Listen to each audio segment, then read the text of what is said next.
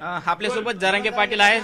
दादा, काय सांगाल तुम्ही? कोर्टाने परवानगी नाकारली. पाटील काय सांगाल? परवानगी नाकारली आज. देईल दे न्याय देवता न्याय देईल आम्हाला सुद्धा. असं होत नाही कधी, असं कधी होत नाही.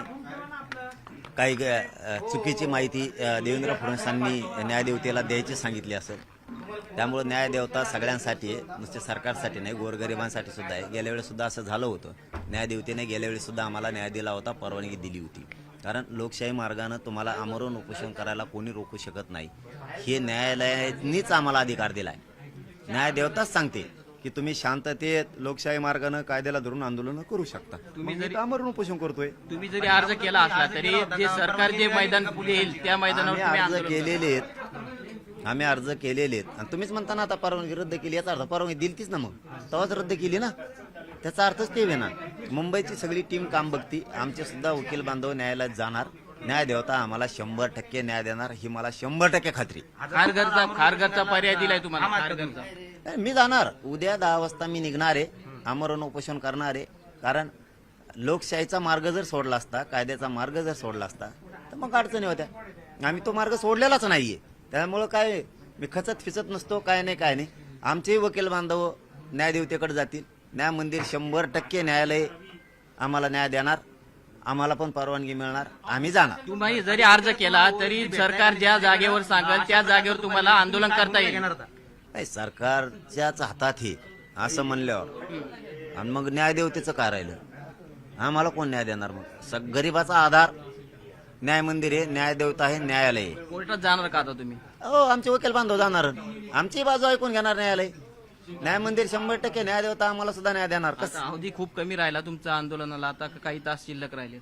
मी उद्या जाणार आहे, न्यायदेवता न्याय देणार आहे. मी मुंबईला आमरण उपोषण करणार आहे.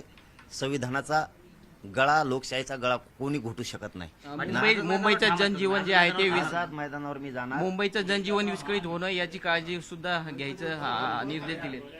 जे त्याच्यात नियम असतील त्याचं सगळ्याचं नियमाचं पालन मराठी करणार. पण आझाद मैदानावर उपोषणाला जाण्यासाठी अधिकार हा न्यायालयानेच दिलेला आहे. त्यामुळे न्यायदेवता आम्हाला न्याय देणार. आमचेही वकील बांधव जातील.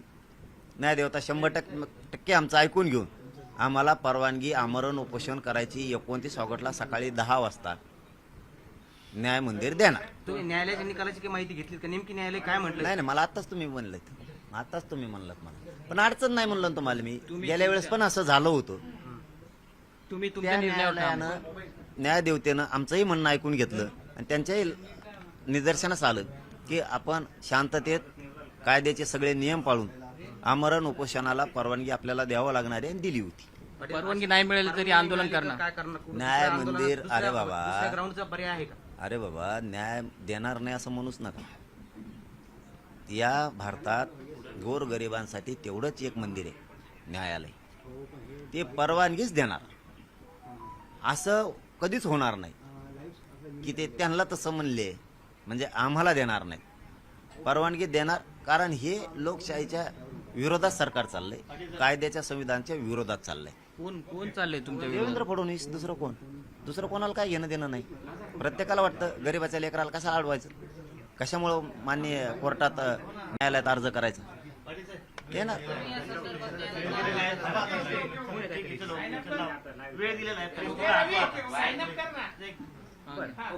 आपण जर बघितलं तर हे होते मनोज जरांगे पाटील आणि कोर्टानं जे निर्देश दिले त्या निर्देशाचं पालन करून मुंबईच्या दिशेने कूच करणार आणि आझाद मैदानावरच आंदोलन करणार अशा पद्धतीची भूमिका जी आहे ती जरांगे पाटील यांनी घेतलेली आहे. कॅमेरामन सुधीर जाधव सह रवी जयस्वाल, न्यूज 18 लोकमत, आंतरवाली, सराटी.